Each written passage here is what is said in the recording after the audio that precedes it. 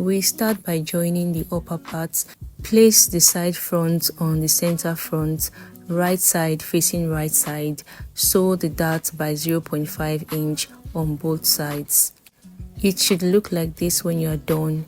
Repeat the same process on the lining piece. The front bodice is ready. We move over to the back bodice. Here we have the side back and the center back pieces. Join the center back and the side back right side facing right side by 0.5 inch on both sides. Repeat the same process on the lining piece. This is the grommet bar piece. Kindly check the link in the description box to see how to assemble the grommet bar. A chantilly lace is used here for the yoke. A skin net will be used for the lining piece. Sew around the neckline with a fusible web by 0.5 inch. When you are done sewing the neckline, trim off any seam allowance or create notches along the neckline. Turn the front yoke to the right side. You must have turned the neckline also of the back piece. Now it is time to join the shoulder. Place the back yoke on the front yoke, right sides facing each other. Pick out one of the skin nets serving as a lining. In this case, the front skin net was used to cover the front and the back shoulder as shown.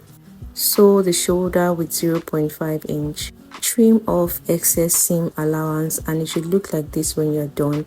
Repeat the same process for the other shoulder. I have gone ahead to open press the dart lines on the main fabric and on the lining piece. The regular boning has been sewn on the dart seam lines of the lining piece as well. The grommet bar is ready. We proceed to take the side measurements. For the waist measurement, I will recommend you minus 2 inches from your actual waist measurement, so when you lace the back rope, the skirt part of the dress will fit. After sewing the side seam, you can reshape the armhole of the back bodice. Take the shape of the lining piece. Close the upper area around both cups for the front bodice, the middle and the side. Place right sides of the lining and the main fabric and sew by 0.5 inch. Trim off excess seam allowance and we proceed to create the bra cup. The bust size here is 38 inches and the bra cup is 38 inches. Place the bra cup on fold and sew a dart to the nipple point by 0.5 inch. Here we have the 3 parts of the bra cup. Join the bottom 2 sections, the side front and the center front, right side on right side by 0.5 inch. Create a notch or 2 and place the top part on it, right side facing right side, and sew by 0.5 inch as well. Notch.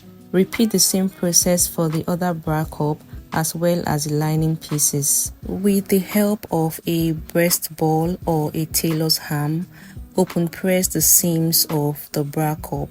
The downward curve of the bra cup shows you that is the center front. This is the dome of the bra cup. Place it on the wrong side of the bra cup, serving as the lining piece. Fill the bra cup with the fabric and sew round the flat edges of the bra cup by 0.25 inch. It should look like this when you are done. Face the upper area by placing the bra cup serving as the main fabric, right side on right side, and with a fusible web, sew by 0.5 inch. Notch along the seam lines, turn to the right side. Next, attach the bra cup to the bodice. The bra cup can be attached straight up like this, or place the right side of the lining bra cup on the wrong side of the bodice. From one starting point, sew a stitch length of about 0.5 inch. Continue the sewing from the other starting point. This helps the bra cup stay well centered.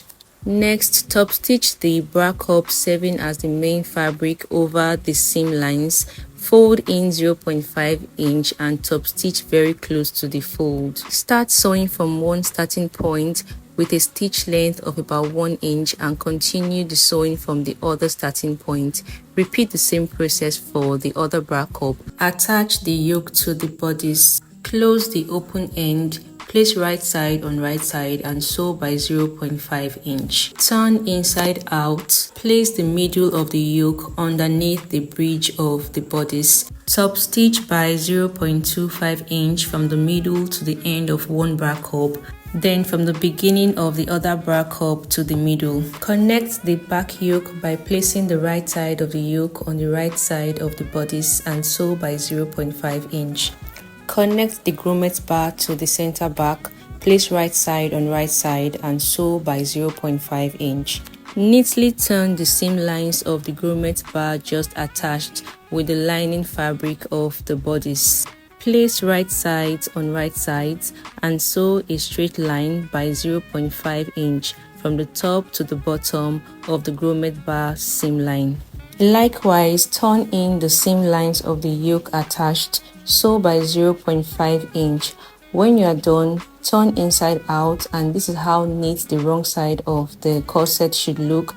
And here's how the right side should look. Pass plastic bonings through these two boning channels created on the grommet bar and beneath all the regular boning sewn along the dart lines. The edges of each plastic boning should be shaped as a V as shown to aid easy passage. The end part of the boning can be pushed in further with any tool available. Now all plastic bonings have been successfully passed through the channels.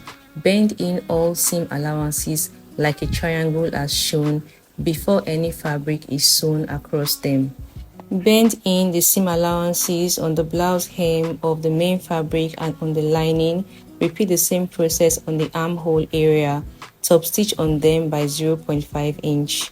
Trim off excess fabric if necessary. Close the blouse hem with a fabric strip of 2 inches widthwise. Starting from the center back, bend backwards the fabric strip by 1 to 2 inches. Sew by 0.5 inch to the other end. On reaching the other end, bend back the fabric strip again for a neat finish. Flip the top to the front, flatten out the fabric strip.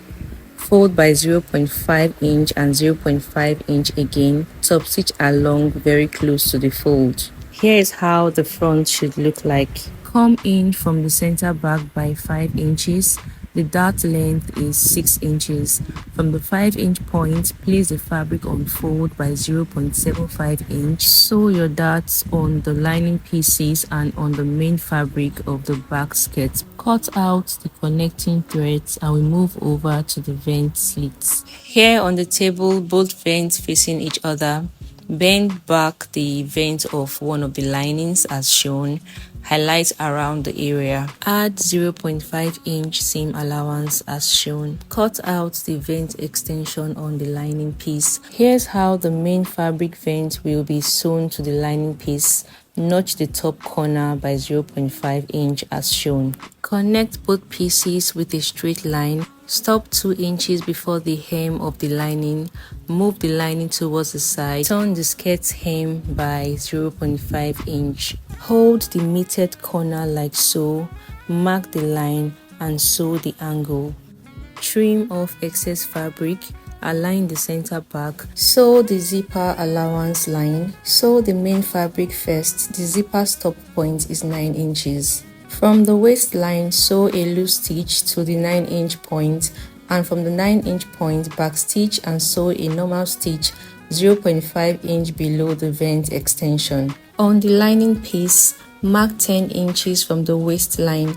Sew a normal stitch from the 10-inch point to 0.5 inch below the vent extension. Place the slit with the vent extension over the slit with the lining vent cut out. Tuck upward the vent extension, flip backward the lining as shown. Notch the corner of the zipper allowance. Put together the vent seam allowances at the upper area as shown. Pin in place, highlight the line to be sewn. Sew on a straight line and cut off excess fabric. The vent should look like this on the wrong side. Come in with the fabric for the base and the slash and spread. Match the curved area, sew by 0.5 inch, notch and flip to the right side.